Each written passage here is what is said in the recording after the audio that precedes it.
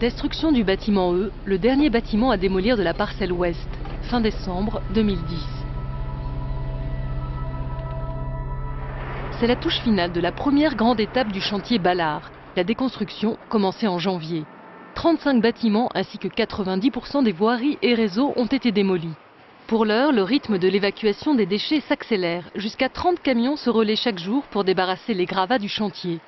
La destruction des fondations et la dépollution historique du site sont terminées. Reste aujourd'hui à finir les travaux de terrassement, commencés début décembre. Tout ne sera pas au même niveau que ce que l'on a derrière nous parce qu'on a à respecter un plan de fond de forme, un plan guide qui nous donne les cotes auxquelles nous devons arriver pour l'état rendu final de l'opération. Donc on aura par zone, par secteur du chantier, des profondeurs différentes auxquelles nous devons arriver. Un plan de terrassement précis à respecter en fonction de chaque bâtiment disparu. Toute la déconstruction s'est déroulée ainsi, différemment pour chaque structure, pour chaque niveau de terrain.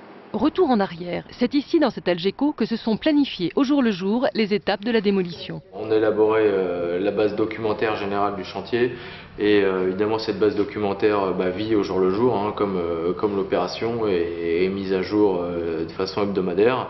Ici, chaque semaine, tous les membres du groupement se sont réunis pour élaborer des méthodologies, organiser la coordination du chantier. Chaque échéance a son importance dans le sens où elle donne le départ à une autre et toutes les opérations doivent bien être imbriquées les unes dans les autres pour tenir les délais que nous avons annoncés. Délai tenu pour la déconstruction.